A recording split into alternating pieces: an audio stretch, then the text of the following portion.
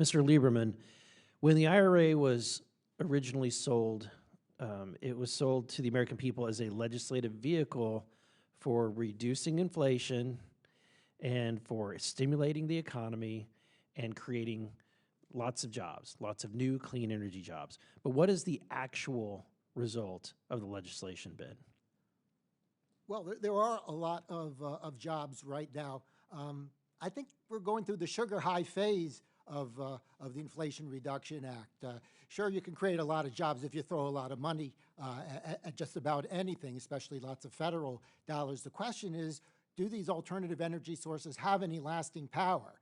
The American people are not pounding the table demanding higher utility bills and more expensive transportation.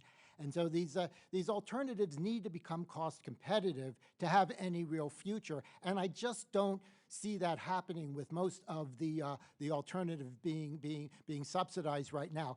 And I would say there's a long history with this, and it doesn't bode very well. Congress is not nearly as good as it thinks it is in figuring out what the next big thing in energy is. It's been trying this since the oil shocks of the 1970s, but there's been a lot of boondoggles along the way, not really much in the way of alternative energy success stories that we can point to. One example I could mention from when I was a staffer 10 years ago, when the next big thing was cellulosic biofuels. I don't know if you remember cellulosic, but there were all sorts of tax credits and other incentives adding up to dollars per gallon, very similar to what you see for other things in the Inflation Reduction Act.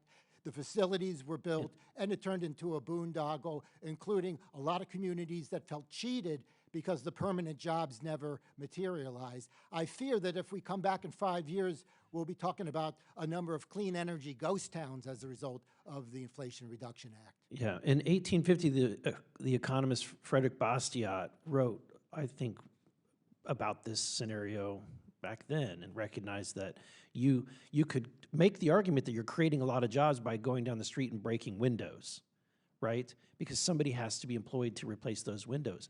But there's a fallacy with that because of the destructive nature and the wealth that's destroyed in that process. Would you agree that this holds true with the IRA today?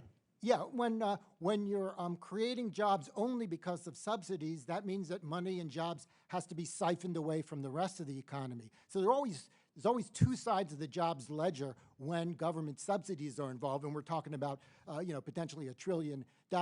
Plus, if at the end of the day you have more expensive energy, that also suppresses economic activity and jobs.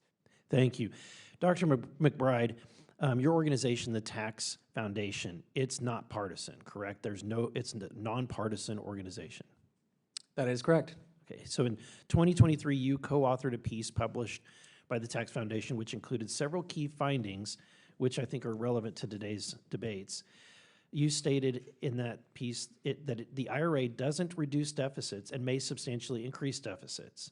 The energy credits drive the out-of-control costs of the IRA, and the energy credits are a boon for wealthy individuals with a preference for climate-oriented luxury goods, including expensive EVs and solar panels. So my question is this: do those findings that you wrote originally, do they still hold true today? Yes, absolutely. As far as we can tell, we lack good estimates from the committees that do this and from the agencies, the CBO and JCT. I went through the latest estimates we have from JCT and other groups, outside groups, indicating the cost of the IRA credits is something like 3 to 4 times what they originally were estimated at. So that was that's one side of this bill. The other side is the tax increases. One is the drug pricing measure that's actually the result of a tax change, excise tax on drug companies. But some of the others are the corporate alternative minimum tax and the stock buyback tax. So these are brand new taxes that were introduced as part of the IRA. We don't know how much those are raising, honestly. We have done a lot of research to try to build out our understanding of how much revenue is raised by those taxes, but they were originally estimated to raise on the order of 300 billion between those two tax increases. If that is still the case today, which is questionable for many reasons I can go into in more detail, it may be much less than 300 billion that is raised there. Compared to the $1 trillion that is the rough cost of the IRA credits, we can see that this is a big deficit increasing bill, completely contrary to the way it was sold originally.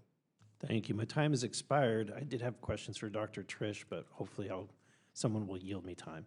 And with that, I turn to Ranking Member Frost for his questions.